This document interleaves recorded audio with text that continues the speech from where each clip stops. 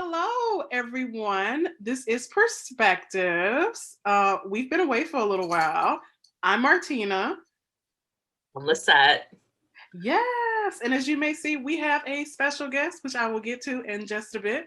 But yes, as I mentioned, this is Perspectives, and Lyzeth and I have not been on video for a while, which we realized like a little while ago, and we're like, it was kind of weird because we've been doing podcasts. For everyone that's hopefully been listening, we recently just wrapped up our white supremacy in the workplace part 3 that we will work to get edited and uploaded real soon so you guys can listen into that. But if you have been listening, I have mentioned that we have a little surprise coming that Lyzeth and I have been really trying to work through and think through a series. And as we mentioned, we have our first guest here, and her name is Grace. We do a little wave, Grace, for the people. She's so great. And you're wondering, why is Grace here? So Lyzeth and I, we have been doing perspectives, oh gosh, over a year now. And it's really just right. It's been just the two of us. And not that you don't love our lovely faces, but we've really been trying to think about how can we expand the series and want to start having guests on. And we wanted to focus on really a women of color series that looks at proximity to whiteness. And so Grace just so happens to be our very first guest, so it will go down in history when we're on like NPR one day. Who knows? Yes. Um, yes, as being the very first guest, and so we are looking to speak to women of color, just a part across the spectrum of Asian American, Middle Eastern, Latino, African American, Native American, and so forth. There's a wide variety of us. And so, yeah, we're going to kick off that today. And I'll turn it over to Lyzeth to kind of give you a rundown of what this series is going to entail. Yeah, so as Martina mentioned, we are going to be focusing on women of color and the proximity to whiteness, and kind of digging into it, and with the understanding that it can mean a different thing to every single person. So we want to explore that. We want to explore what it means and what that experience of people are, but also, hear from women about what their experience is just being a woman of color and growing up in, and living in this society, growing up in this society.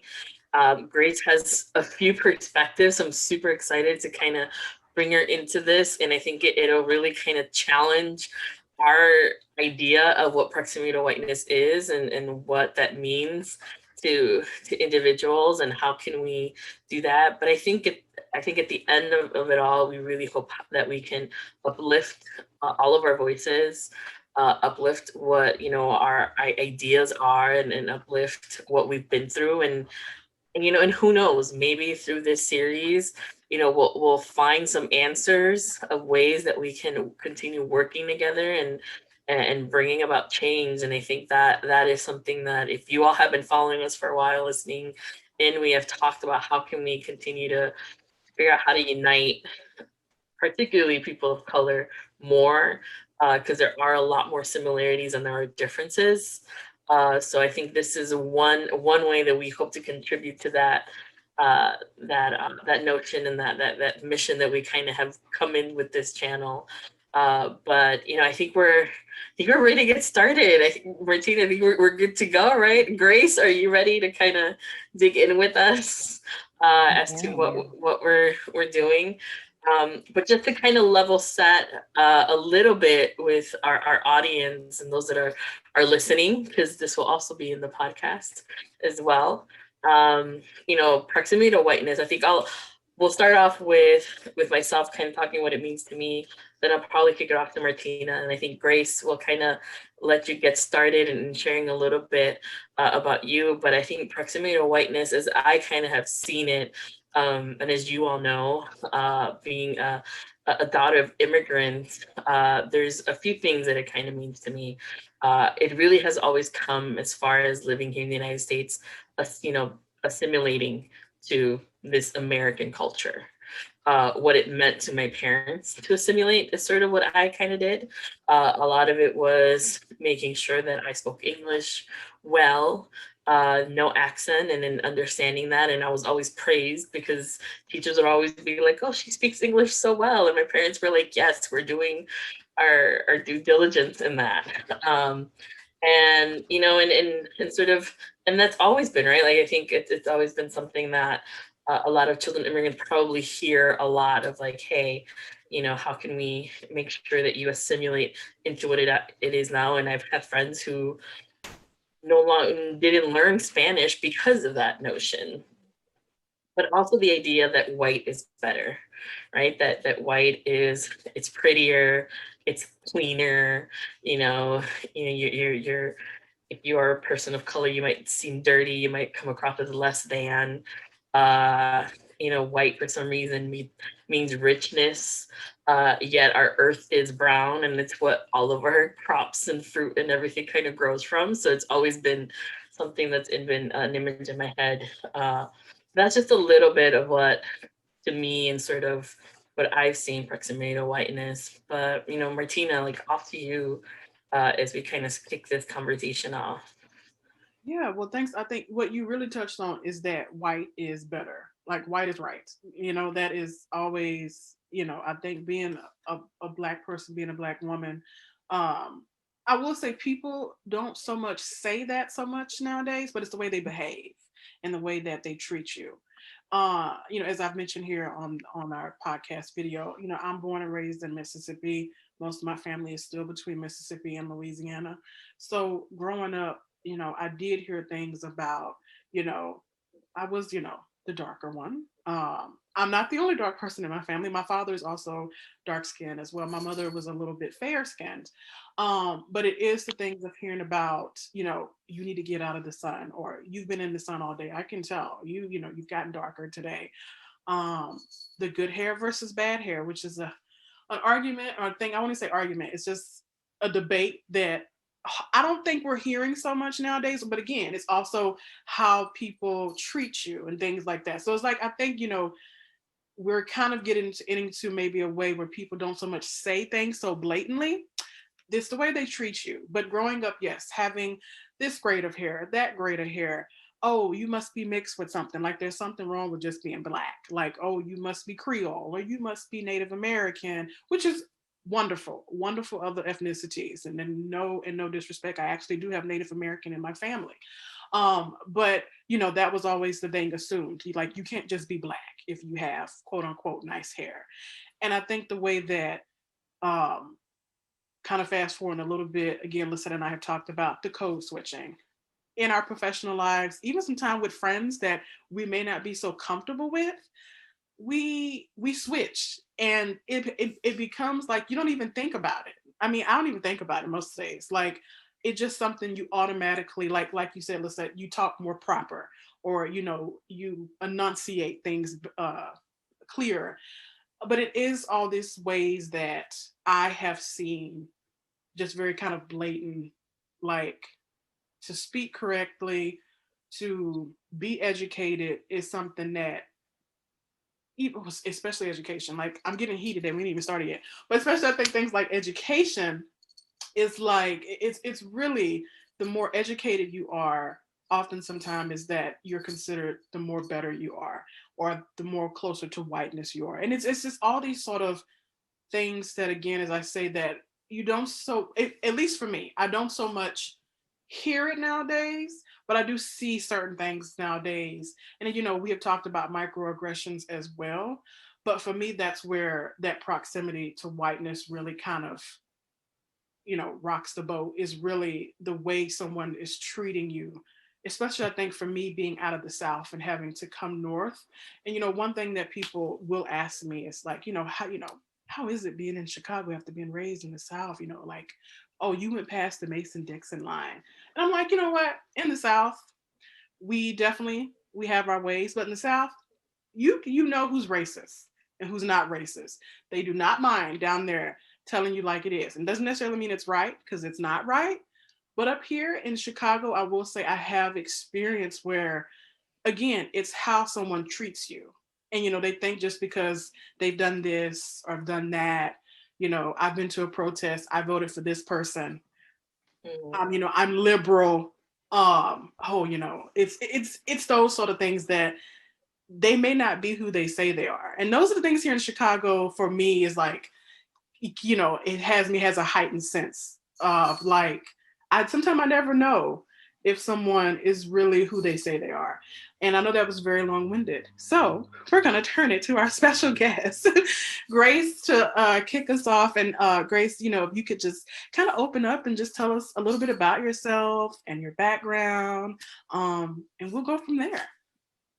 All right, yeah, we're gonna circle back, but I guess starting with me, Yeah. I was born in the San Francisco Bay Area. So I was born in East Bay, and I grew up in Fremont, California. I was one of three Asian families living in my area at the time, Mm. and we all got kind of clumped together, but it was one Chinese family, my family, and we're mixed. My father is Taiwanese, my mother is Malay Chinese, and one Vietnamese family. In any case, this is how I got through elementary school, um, in suburbia America before being uprooted and moved out to Asia. I went to middle school in Taiwan and then high school in Singapore.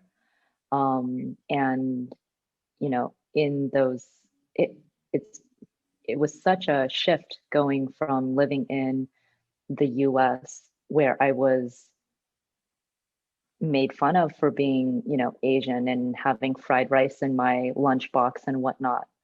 These types of things, going to Chinese school on Saturdays, because despite any assimilation, which, my parents certainly came to the US with the thought of, you know, raising us as independent American women, um, but wanting to retain some amount of my Chinese background and my cultural heritage. So doing that to going to Taiwan, where as I'm speaking, as I'm moving around, it is very clear that I am not Taiwanese, I'm not traditional, I'm not one of them, but I'm also certainly not seen as American, um, amongst my American peers because I was going to an American school. Mm. My Mandarin wasn't good enough for me to be in a Chinese school system. Um, but I was certainly not American looking, whatever that meant, which, is that whiteness that we're talking about here.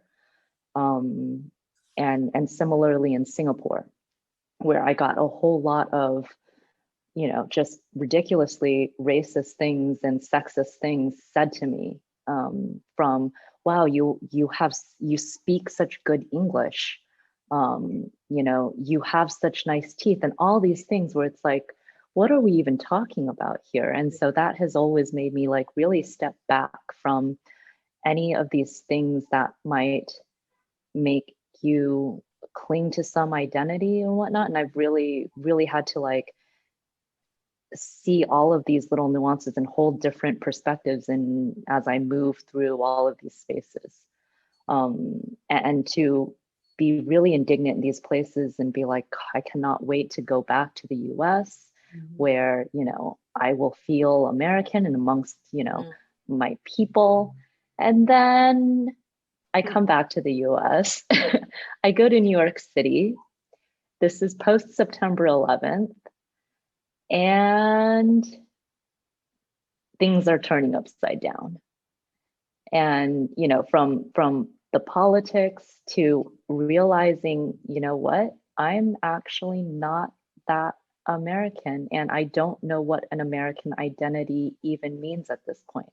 I know that I'm not white, and I've never been able to, there's no such, not passing. And, maybe the proximity to whiteness is so ingrained that like I don't even see it in a reflection. Mm. But moving through all of that, all I've been able to do is sort of see how find a way to navigate all of that, maybe in that invisible Asian place, but like also just all I can be is myself, and that is all I can bring to the table. Um, and so that's sort of how I got ultimately to here in Chicago, where I will say I was surprised when I first came to Chicago. I love this city, and I would say that this is the first place that I have felt at home, and I feel a connection to this place and this space and the energy that's here. But I'm also very surprised that it is as segregated and as as it is. And I think this speaks to what you're talking about, Martina, in terms of like the, you know, what it is blatantly in the South, and the knowing who is and who isn't versus everybody's proximity to whiteness here. Mm-hmm. And what that really is. Like there's so much wonderful things, and then there's so much that's underneath it all. And I feel like that's what you guys are trying to unpack in like a really wonderful and joyous way. So I'm sorry that I like bring it down really seriously, and we'll get back to it. Don't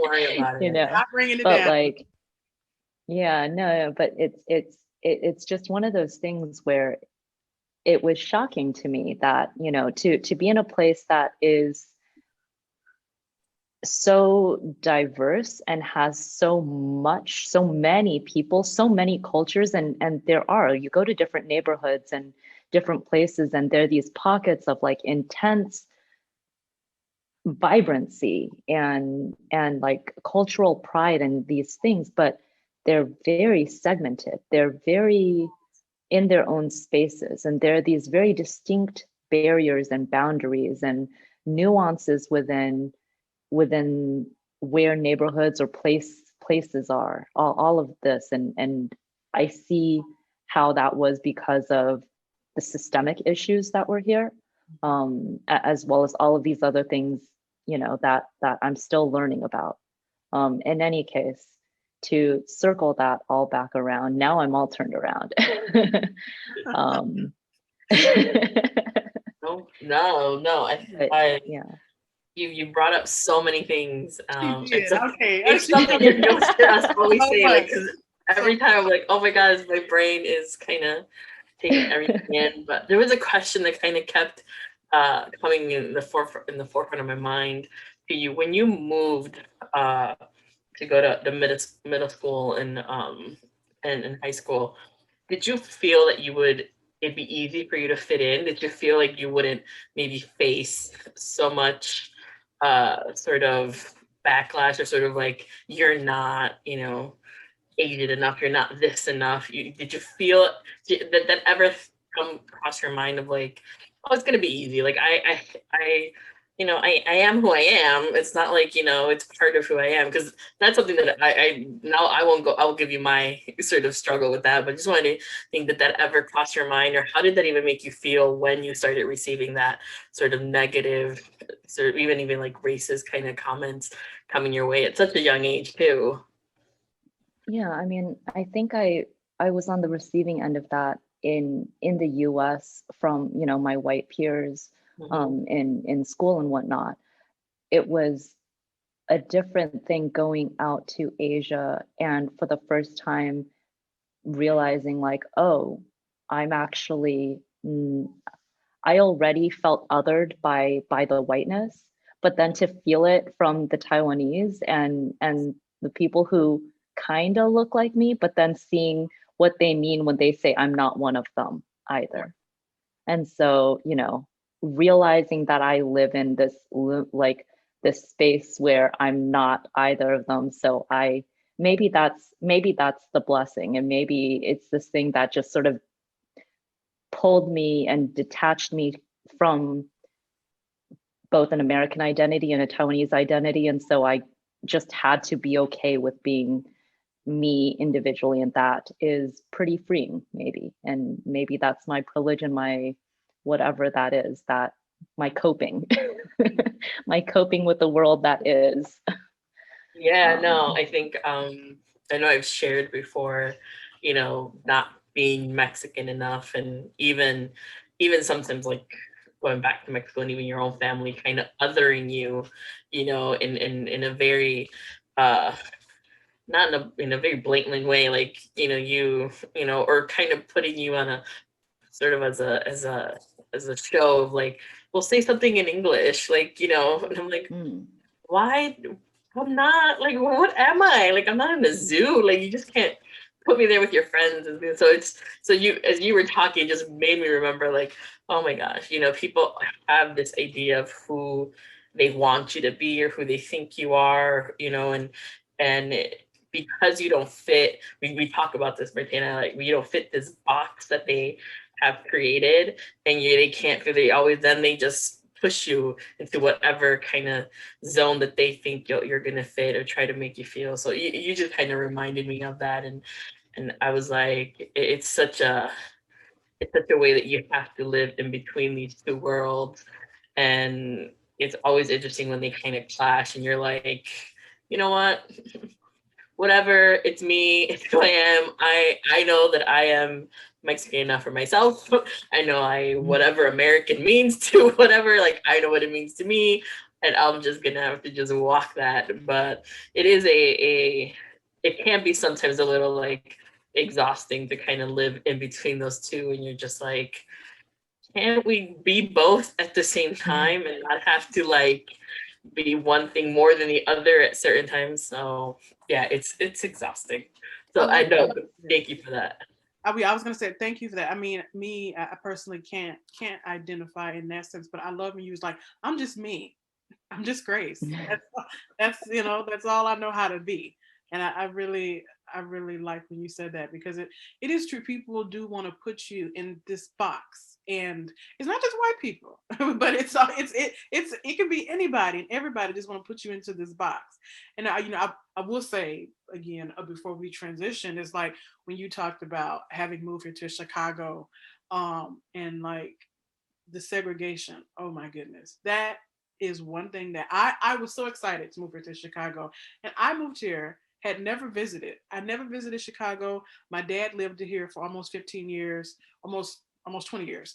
And even though he was born and raised in Mississippi, he was in the Navy, but he lived here for a time. And so that's really kind of all I had. I had his stories growing up, and I had a few professors that I went to school with when I was looking at grad schools, who had taught here at some universities in Chicago. But that's it.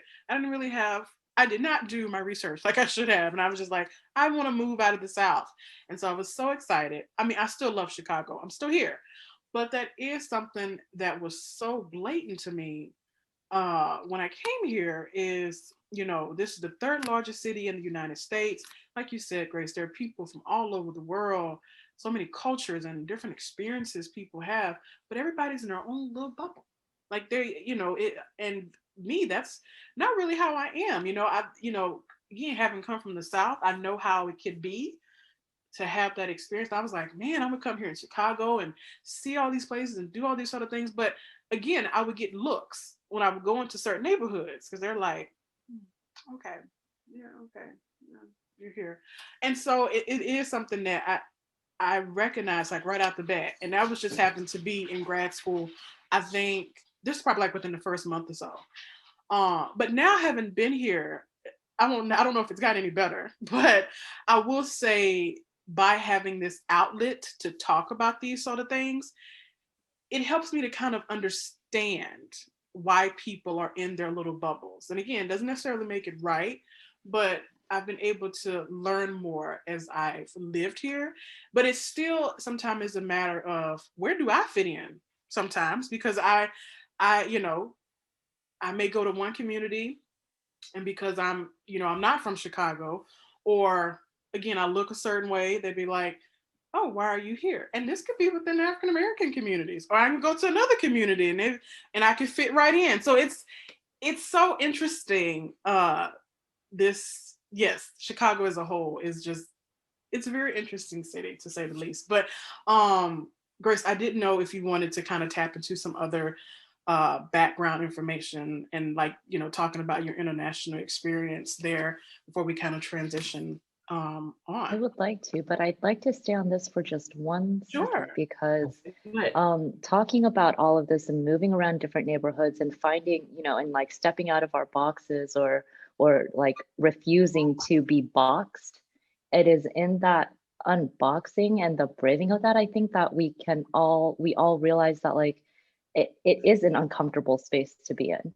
Mhm. But and that's why people stay within those lines, right? That's why we have them, and it's in the vulnerability that I think all of us, being here, are sharing and exposing ourselves to, in order to step out of that, to really connect and see that we all have these pieces that, um what am I trying to say? Help me out a little. Like Eh, pieces, the pieces that connect us, or yeah, like that definitely, that like in my experience, in your experience, and they're completely different experiences. Um, and yet there are these strands, and it's universal, right? It becomes this universal thing that we need to just continue to like brave and step into or out of, Mhm. if that makes any sense. And that's, I think, what this is for, and that's what you're asking us to do, is to connect out. Yes, and I got it now. What you're Yeah. saying, or what I took from that is that I like what you said right after I finished speaking. I spoke. You were saying that's why people have not left out their bubble because they are uncomfortable. They might be, that's such, and I might have thought of that, but that that had not crossed my mind. That's so true because people are comfortable, and we have Chicago is a city of neighborhoods, as we've said on here again. It's so many different neighborhoods of, and there are certain ethnicities that live in those neighborhoods, and oftentimes it's only kind of one singular ethnicity that lives in these neighborhoods. But that's so true. Like people are uncomfortable, and the city has, I think at one point I read somewhere that Chicago was a success story of that a city can be segregated, if that makes any sense at all.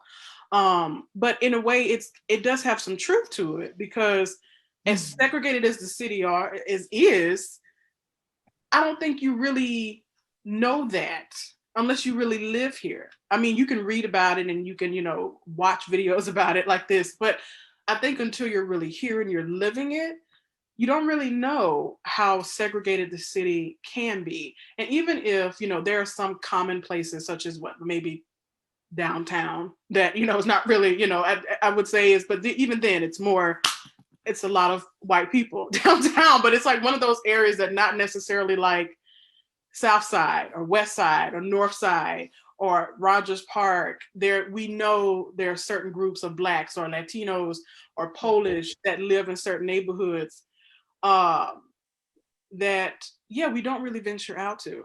I'll turn it over to Lisette because I could keep going, and yeah, we have to move on.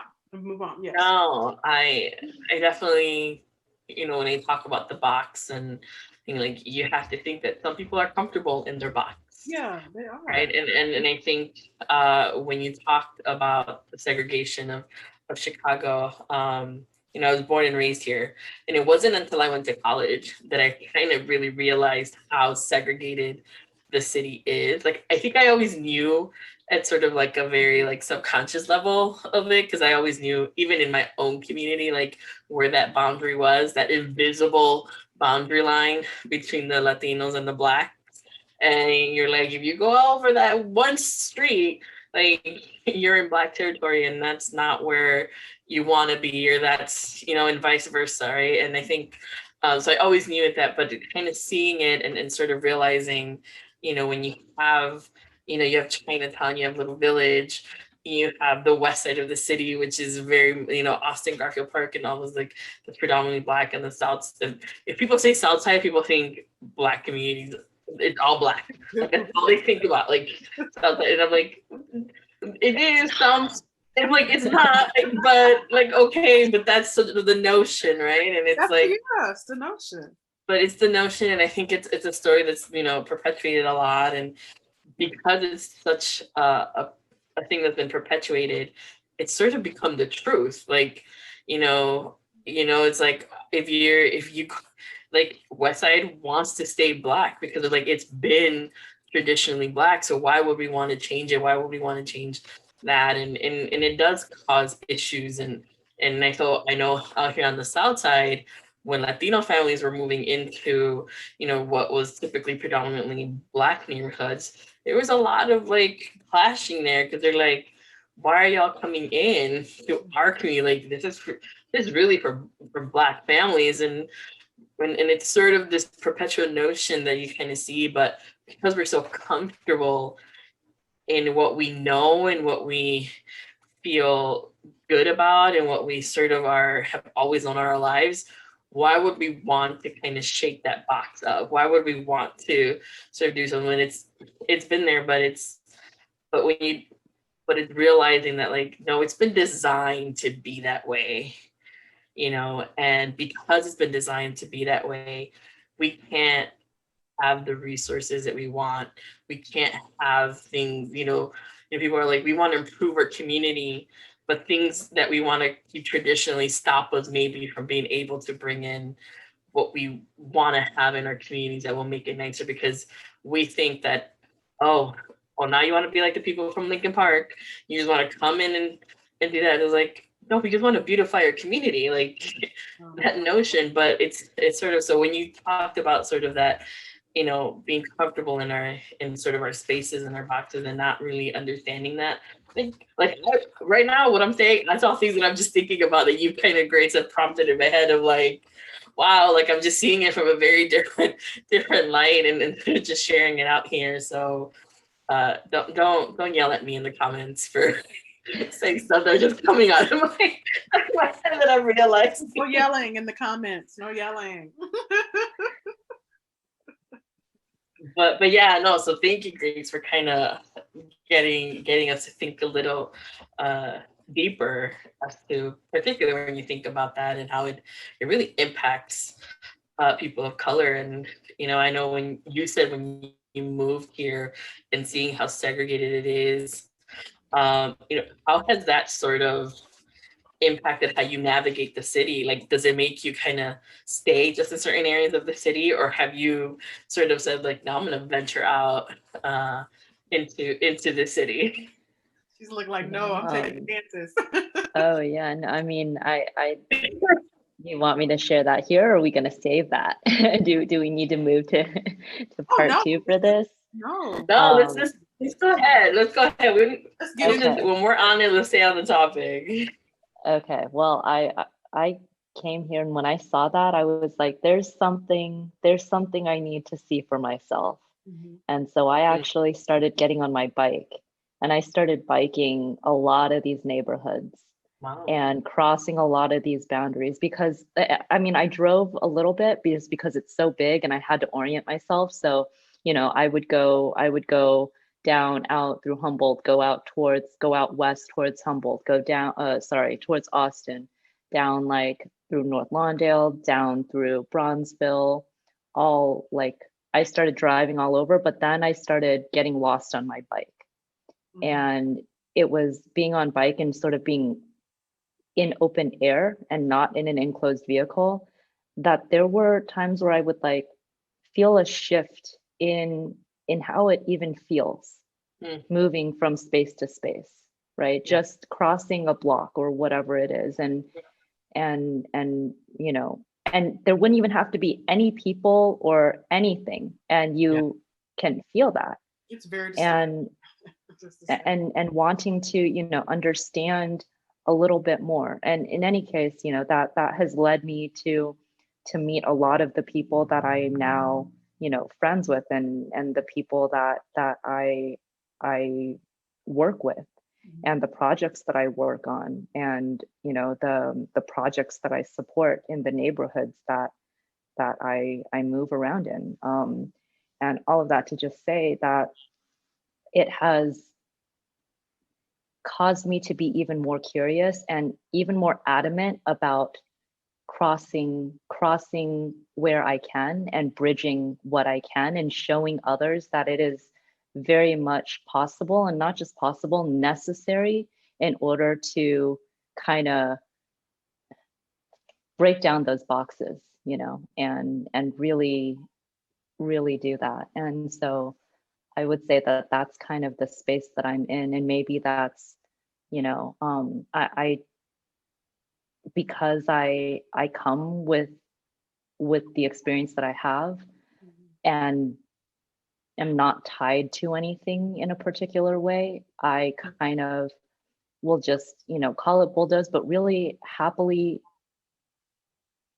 flow wherever and try to encourage others to do the same, to see for themselves and to experience for themselves and to share themselves. And it is within that we can like really see all of our different perspectives and get like a collectiveness.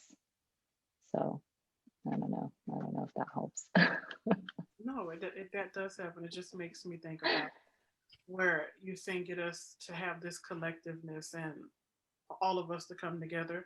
That's one thing I always kind of talk about. I'm like, you know, if we have like all of us, like the Latinos and the Blacks and the Asians, and all of us just kind of come together, because as we keep saying, we're saying it on here, there are just so many similarities, and we're like, you know, as we're saying that, where you I think you and Lisette both said kind of like that distinctiveness. Like when you're going from, like, you can go from one street to the next, and it's completely different.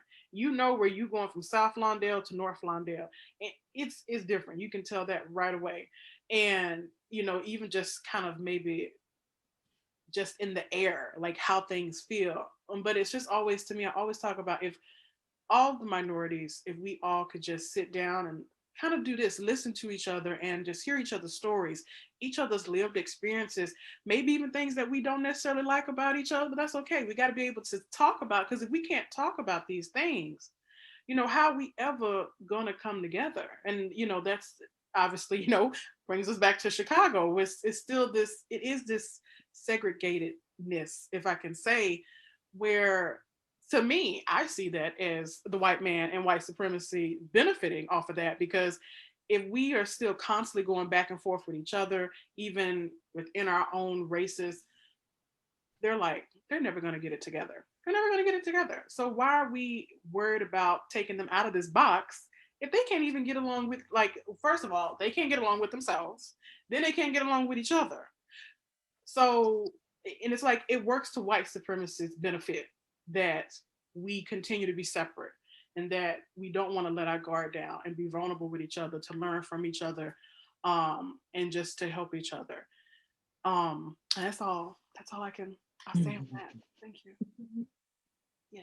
So I think this is a good time to kind of take a moment to wrap up this first part of our conversation with Grace. It's not, we're not ending our conversation, but you know, thank you, Grace, for kind of sharing what you shared and kind of getting even us to think even different, and dig a little deeper. But I think I think there's a lot more to explore on sort of the proximity to whiteness, the white supremacy, and even our neighborhoods. And then, you know, your experience, Grace, as you kind of said, no, I'm going to dive in and cross these imaginary boundaries, and kind of stay there a little bit when we come back at part 2. But, you know, so thank you for watching. Thank you for listening. Keep an eye out for the next part. And, you know, follow us on our social media channels. Share with those that you think would benefit from listening or would be interested in listening. We appreciate that. And again, we do have a podcast, so we'll make sure we leave the links in our description box below here, so you can kind of get to listen to us on the road if you like. So keep an eye out, and we will see you soon. See y'all in a bit.